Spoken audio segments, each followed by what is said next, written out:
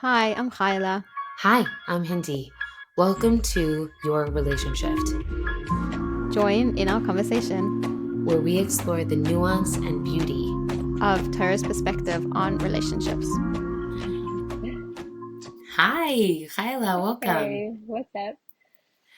Baruch Hashem, great.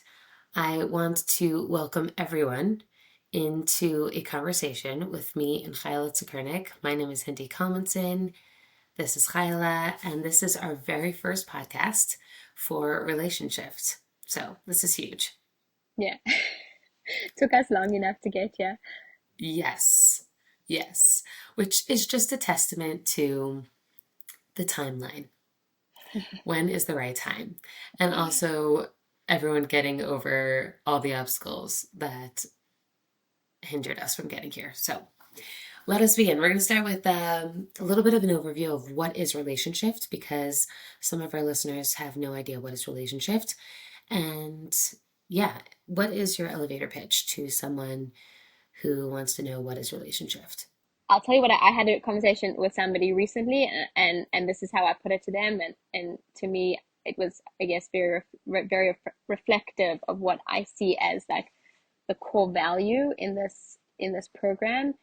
Um, Radical trust of you, your spouse, um, and like on that premise of an immense amount of trust of your ability, your power, your greatness, and your spouse's value, bringing you a skill set in that context to have a really deep, wonderful, beautiful marriage. Wow, that's beautiful. Yeah, I love it's that. pretty great. Yeah, that's pretty awesome. I mean, can't really do better than that. Well, you can add. Um, yeah, okay, fine. I will add to that elevator pitch. It's very hard. It's hard to encapsulate relationships because I feel like it is actually a lifestyle. So imagine Mm, taking a lifestyle and condensing it into, 11 words or a sentence. It's very hard to do so. The way I look at it is gleaning from Torah and Chassidus a practical and deep way of interacting with your spouse that really explores yourself and the other in a very truthful, honest, and trusting way. Um, beautiful. but it's so much more than that, right? It's so much more. And you really have to go into the principles to really discover deeply what is relationship. Obviously, what we want is to bring connection. That is our goal always. How do we bring connection? Every coaching call ends off with trying to bring connection between a husband and wife. Every workshop is about bringing connection between a husband and wife. That's what we're striving towards. But to get there is a journey. So it's hard. It's hard to encapsulate a journey. I feel like I'm still on that journey. So it's like, wait, where am I in this elevator pitch? I don't know. Yeah, I love that. I think it's also a quality. You mentioned connection, and I'm thinking like it's really showing people the quality of connection that's available to them. To and like you said, it starts with how you're relating to yourself, really. Yeah, And I think that's if we should we like dive in from there right into the first principle. I think so. I think that would be great. But I love what you're saying, where people don't even see possibility available to them in their relationship because there's also a developing of self that sometimes has to happen in order to deepen a relationship, right? I know for myself that I felt like something was missing. So many things were missing in my relationship, but it also required me to look inside and see what was missing, even in the realm of possibility for me before I even approached my relationship and said, oh, something's missing from our connection.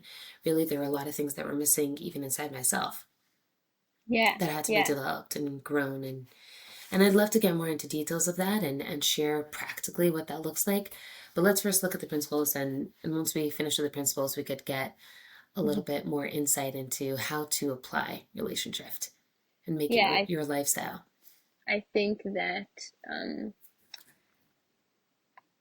maybe one of the challenges of being in a relationship is that it becomes about the other person very like fast and furiously, and that was my experience. Like when you're saying like looking at myself and like that was like, wait, me, like it's so much about like how this new person and who they are and what they are and trying to figure them out and the dynamic and all of that. And then it's like, 1 second, like let's start with let's let's slow down and let's look at ourselves. So tell me principle, bring me into the first principle. Well, I kind of actually want to start with the second principle because that's where we Oh, are okay. already. I'm Okay, just going to throw you perfect. a curveball right there because, Yeah, please do. right, because we're kind of in that conversation already. And in ways, that's where a lot of people come to us. So the Mm, second principle is I take full ownership of myself and the impact that I have on our relationship. I'll just read it one more time. I take full ownership of myself and the impact that I have on our relationship. Now, when people come to us, clients, women in the community, a lot of times, like you were saying, they're coming from a space of this is what's missing in the relationship, or they're coming from a space of this is what he has to improve on. These are his diagnoses, et cetera, right? There's always that, and it's natural, that space of blame. Even if we're not talking about immature blame, we're just talking about I could see that this person needs to improve in many ways for us to have a good relationship. And I was there. I was definitely there. yeah. I think And even if you would have said the word, like if when you bring the, like saying the word blame already, like is giving me a reaction, because it's not blame, it's an observation. right, I'm just noticing, you know. So like blame already throw, even blame will already throw somebody off. Like I'm not blaming anybody. I'm just like, it's in my face, it's in front of me. Like obviously, if he does X, Y, Z, if he fixes this, and this, then everything will just fall into place. It's a very simple, solution. right. It's almost like an A plus B equals C, and I can say for myself, and I'm sure a lot of coaches can agree, and my clients will agree, um, that oftentimes you'll have a lot of people kind of backing you up on that A plus B equals C, right? So therapists will have told women that their husbands have to do this and this, right? Or I don't want to throw out examples, but so Parents, many times, friends, yeah, anybody who yeah, wants to validate you, who is trying to be a good listener, nobody coming from a bad place, just hearing you, validating your experience and being like, oh my gosh, that does sound like something that really needs to be dealt with, needs to be fixed. Like, oh, he did say that, he did do that. Like, that does sound like something you should look at or speak to somebody about or have someone speak to him about. right, And it is coming from, a genuine desire to help and be supportive, and it reinforces the perspective that it's, there's something that the other person needs to do differently. right. And I do want to say that oftentimes the other person does need to do things differently, right? We're not saying Right. that the other person, be it your husband, sister, mother, whoever it is, whatever relationship it is that we're talking about here, because relationship is not strictly for a husband and wife, even though we do talk about that primarily. This kind of principle applies to every single relationship. So the other person always does need to work on themselves, just like we all are here to work on ourselves. And Exactly. yeah, principle number two brings us back to ownership, which is such a powerful space to be in. For me, this principle was life changing because I felt really stuck in the idea that I need this other person to change, but I've tried everything and just can't get him to change. And seeing this principle and seeing that I could shift back to my own circle of ownership and look at what I can do to shift the dynamics in my relationship was so empowering. And it really got me out of that victim mindset of just feeling so stuck. It's amazing to think of it as what you're saying, which is the freedom that comes with ownership. There's an initial hesitation, an initial fear of what am I going to see if I look at myself, and it's almost like it's a bad say, like it gets a bad reputation, like it's a bad sales pitch, because ownership brings so much freedom. I remember Mm. we were once having a conversation, like things that are like symptomatic of victimhood, and one of them was like when you feel like you're waiting for somebody to do something, and like the frustration of I'm waiting, and like it was like a, like a light bulb moment of like waiting is already, we're already out of the zone of ownership. Where do I need, like, what's happening for me? What do I need to be doing right now? There's something I'm being called to do. There's something missing, there's a piece here that's mine that I am in control of, and that's what I need to look at. Yeah, that's really powerful. And it's so nuanced, right? We could also be so stuck and not even realize we're focused on the other person and what they have to do to change whatever it is that's coming in before us. Ownership is incredibly all inclusive. And once you start getting into that space of, I want to take ownership, and not just, over dynamics, but over this moment. I want to take ownership over, I don't know, my life, my body, how I show up all the time. It's almost like once you see it, you can't unsee it. It's everywhere. It's so powerful. I could take ownership over my feelings. I could take ownership over my reactions. I could be accountable to everyone around me. And like you said, it's so freeing. Really, really powerful.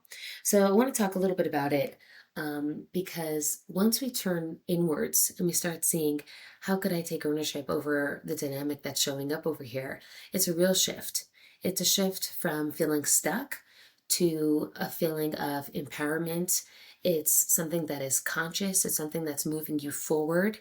And that's what a part of what relationship is all about, helping women feel like they are creative and powerful forces in their own lives. And taking ownership is the first step towards discovering your power, your feminine power.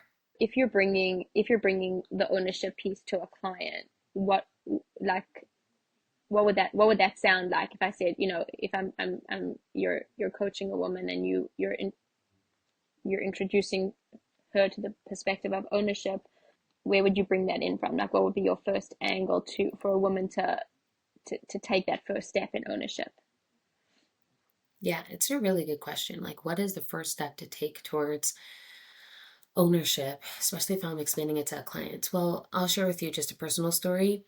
When I first heard of the concept of taking ownership, I kind of heard it more in the context of self care.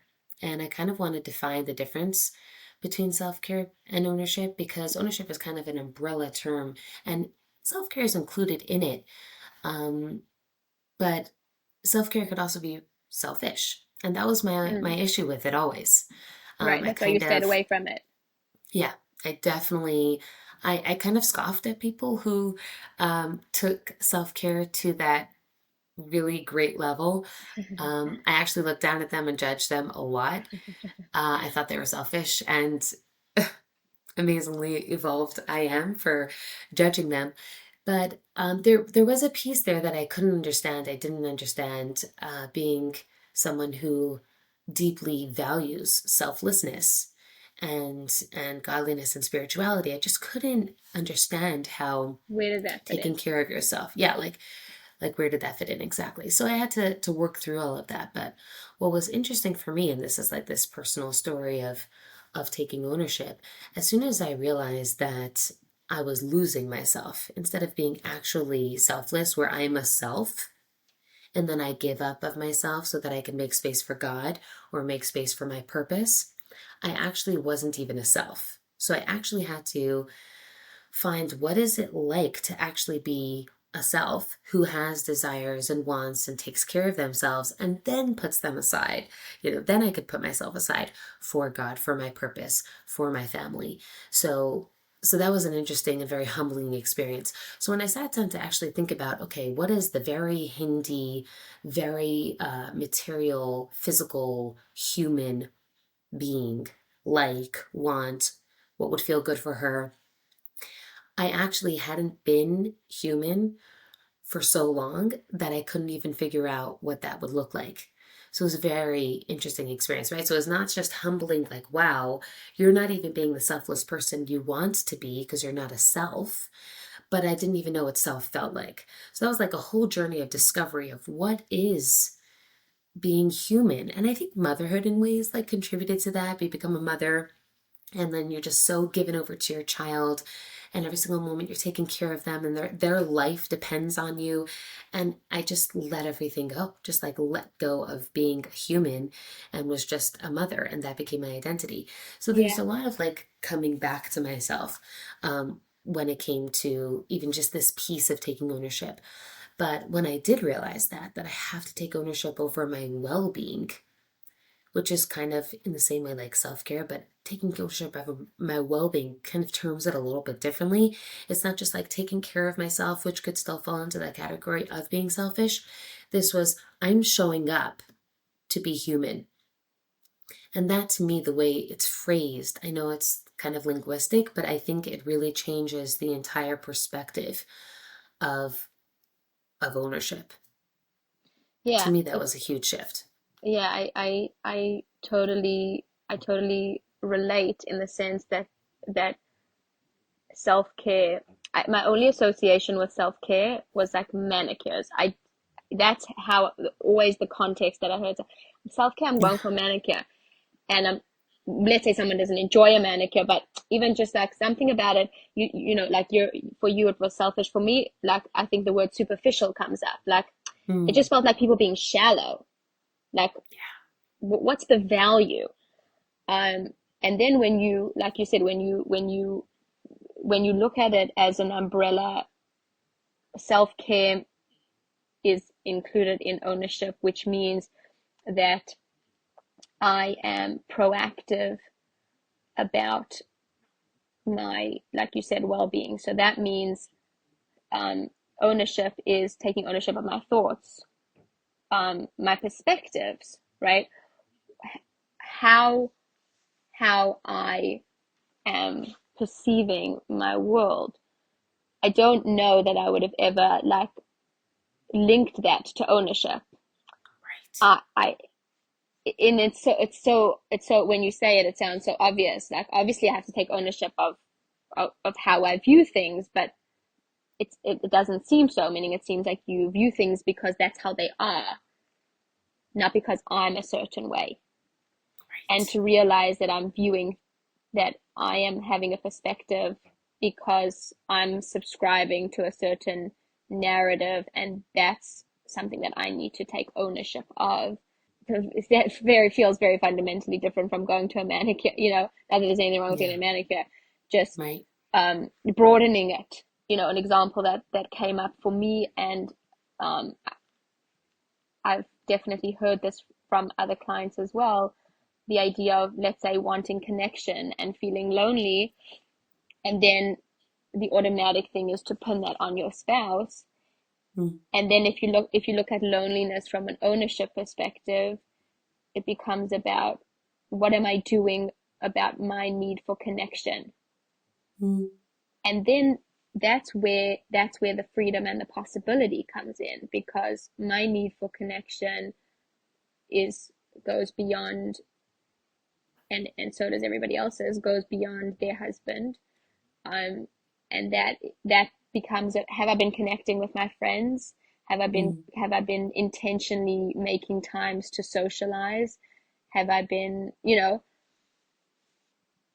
and it's like, whoa, like it's not a relationship thing anymore. Ah, it's so huge, right? Like the umbrella term of taking ownership. It's literally all inclusive. It's your physical well-being, it's your emotional well-being, it's your thoughts, it's your spiritual well-being. Like, how am I showing up to all parts of myself is a question that we don't necessarily think about all the time. It's so much easier to just say, hey, I'm just not feeling good right now. Why? Because we haven't had a date night in 2 weeks. But there's so much more. Like, I know for myself, there could be so many aspects affecting me, and I have to give myself the time and space to think about what is coming up for me. I think also I'm saying I'm just trying to think of like what's the like why ownership isn't obvious to us, and I think it's because of expectation.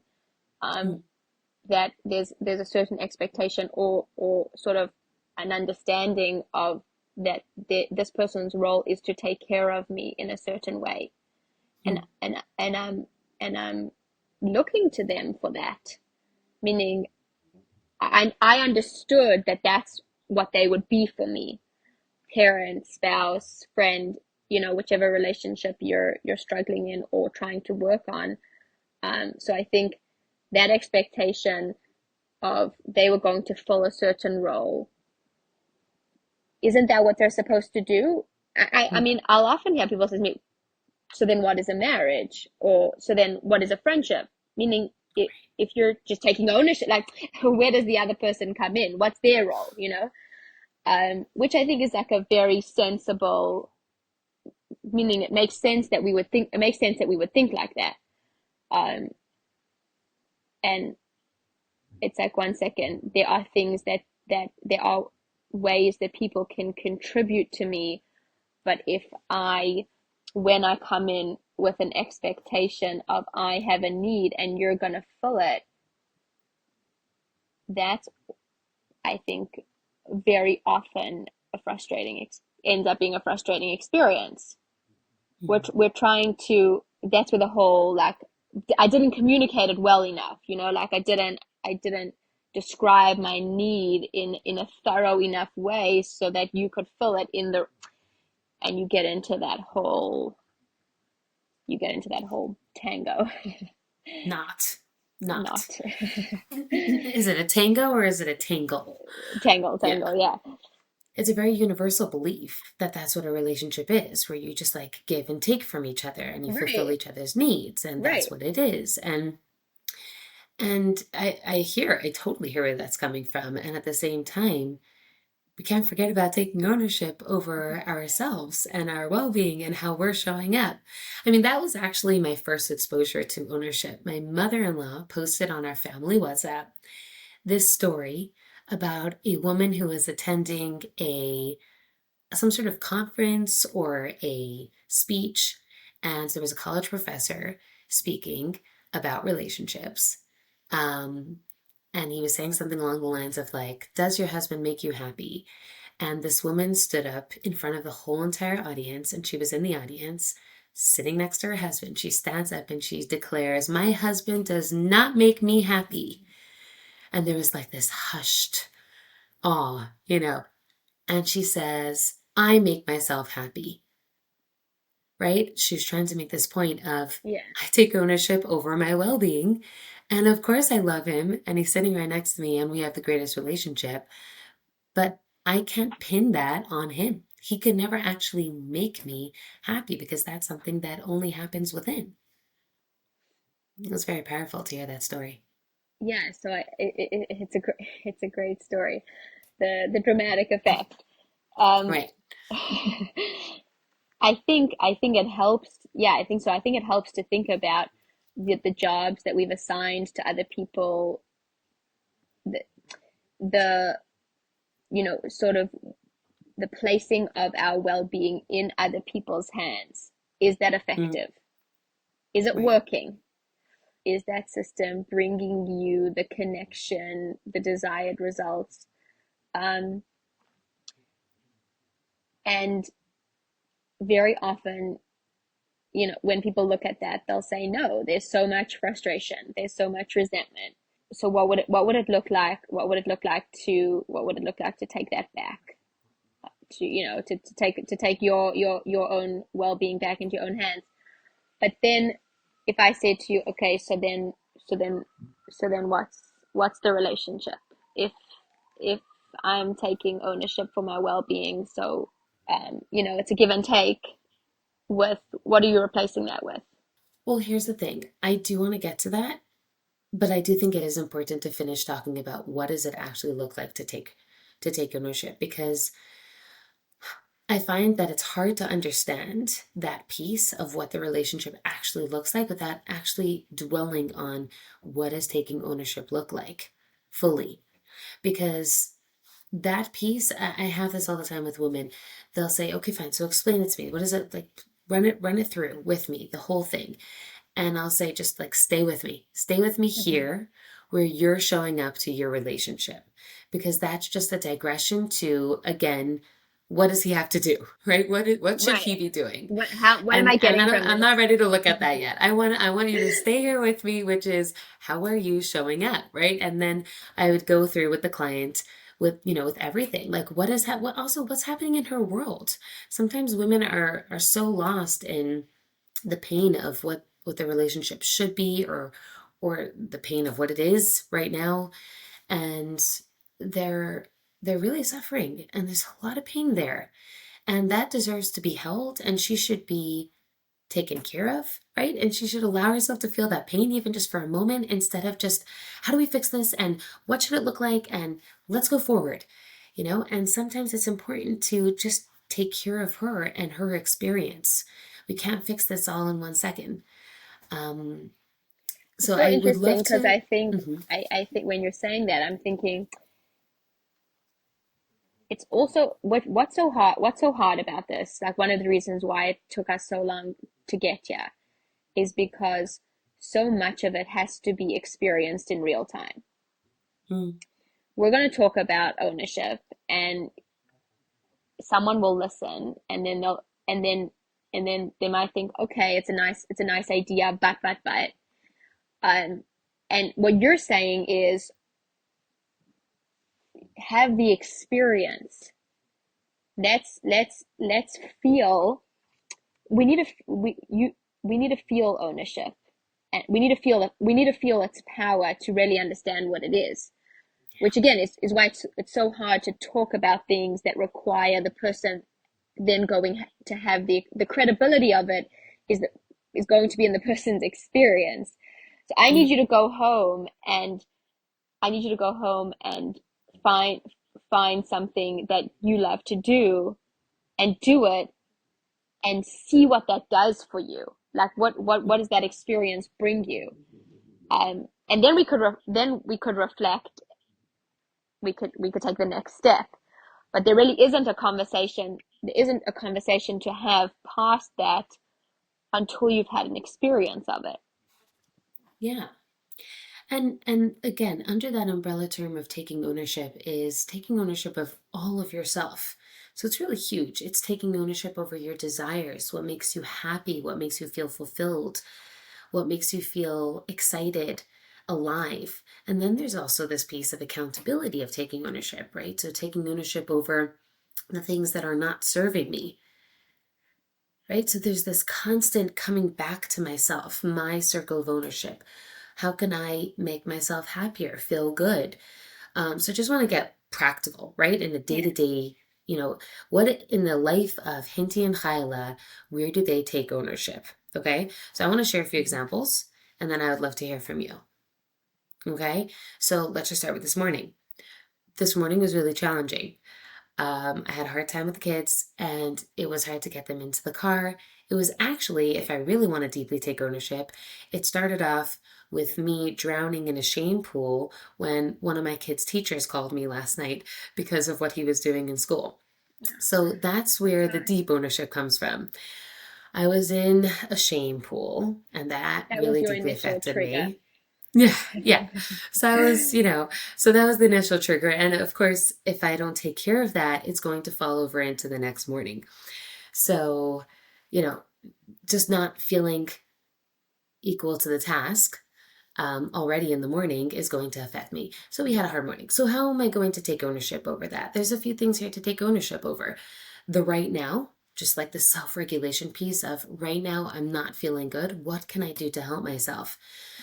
So what did I do? Turned on music, did a quick yoga pose, just one. I didn't do this, but I would have done this. Light a candle, just breathing, something that smells good, so something aromatic, or even just taking 10 seconds while I'm hiding in the bathroom to, take some deep breaths.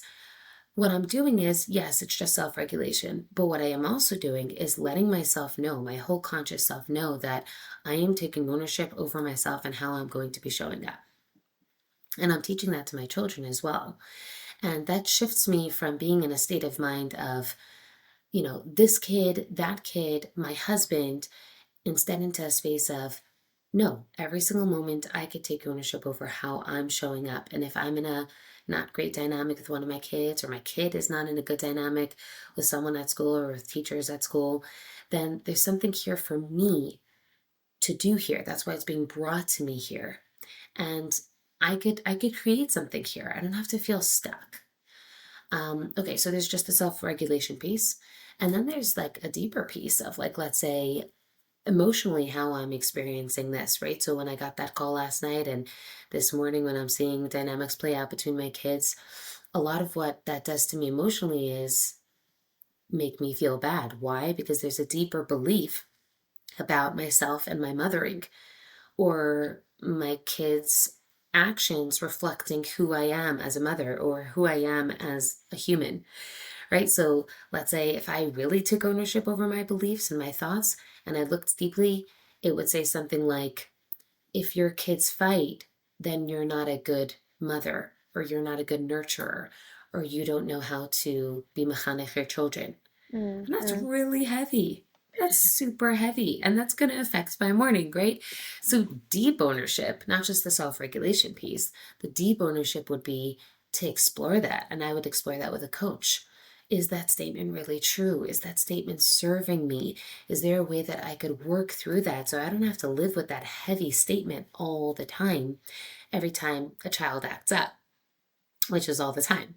So, deep ownership is looking at those thoughts and beliefs that are constantly occurring and saying, can I be conscious and creative with those thoughts?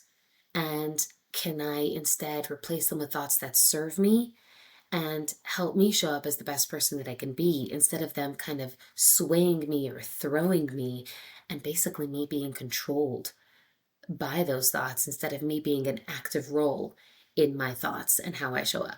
It sounds like a lot to manage. Hmm. Meaning, I guess my first reaction is like almost intimidation. Like that feels like a lot to do. I'm having a difficult morning, and and now I have to self-regulate on top of it. Just even realizing that the noticing was very foreign to me. Like Hmm. we had a conversation like take your emotional pulse. Like to ask myself what am I feeling in this moment was like an addition, um, which then takes you to everything that you're saying. When you label something, that's already a form of like dealing with it. It's like on a very simple level, like my most recent example is like I was feeling this sense of, it was like a heaviness or a sadness, and then I was like, oh, I didn't sleep. Hmm. It's exhaustion. Like so, it was on another uh, on another day, meaning in another scenario, I could have been like, oh my gosh, like like what's going wrong, what's happening, and it could be, it could kind of feel catastrophic. There's a physical uh, trigger, like Right. something that I find in this in the experience is that I guess I'm doing the flip side. Like for you, it was like, oh, there was something like deeper that happened the night before that was like throwing you off in the morning, and then there's like the flip side where it was like it's actually something maybe like you're feeling like it's more than it is, and it's actually something just simple, like you need fresh air, and like, oh, I just needed to go for a walk. Right. Like I hadn't Yeah. breathed fresh air or eaten something healthy, And it goes both ways, but I think maybe what we're both saying is an awareness of self. Yes. When I enter a space, I've come in with something. I don't come in as a blank slate and then what's happening around me then creates my internal reality and experience. I come in with a predisposition. What is that predisposition that I came in with? So, yeah, I think like even just very basic awareness feels already like a lot of ownership. Like, how did I come in here? What did I come in with? And then I um I could still use more I'm saying I could be better at, especially in the parenting arena, at like actually taking the steps of like the breathing and the, giving myself space and not reacting. Yeah, I totally hear that. And I actually think I love what you're saying. Even before getting into that space of self regulation, I think the first question is, why am I in a state of extreme overwhelm? Why am I drowning?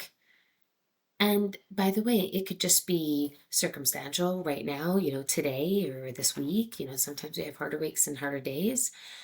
And sometimes it requires taking a step back and saying, maybe there's something larger that needs to be looked at over here. Why am Like I always in a state of overwhelm? right, in the larger setup of my life, like how how how are things set practically, emotion, all the pieces, but like a Yes, really zoomed out, like can we take a full step back and look at how you're operating right. in all the areas of your life, and like and it feels, I think in a certain way it feels obviously simpler and easier to just be like, there's somebody who's not doing what there's somebody else who's not doing what they're supposed to do, and Hmm. that maybe feels like a quicker fix than me now having to like, sort of pull back and look at how I've set up my whole life and say like, okay, really, what's not working. But again, going back to like how we started this, and I heard someone say this recently, like, if I'm the problem, that's good news. Meaning like, Mm, if it's in me, and especially if it's a setup thing, if it's a, if like, if I observe, if I take this look back and I say like, oh, I can see why I'm in this state of, intense overwhelm, because I'm completely overworked.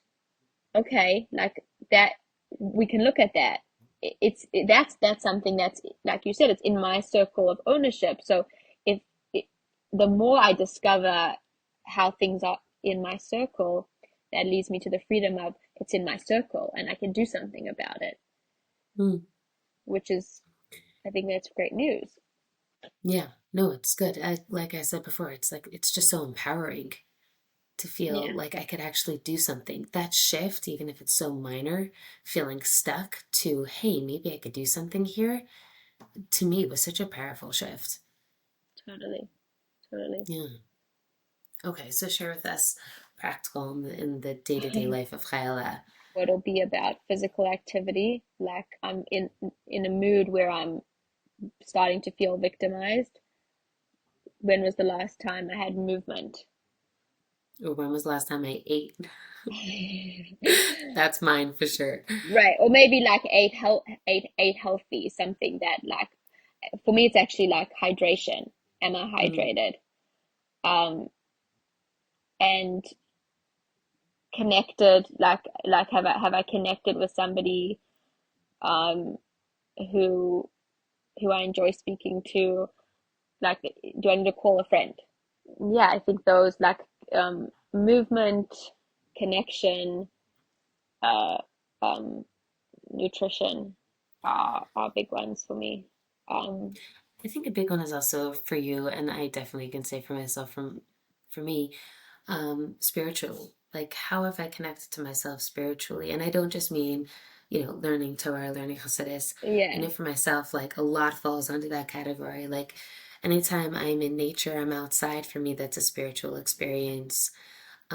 in ways, if I'm attuned to it, being around my kids can be a spiritual experience. But if I'm not aware or conscious about my spirituality, I'm feeling lost. I'm feeling Yeah. like I'm Yeah. floundering. Yeah.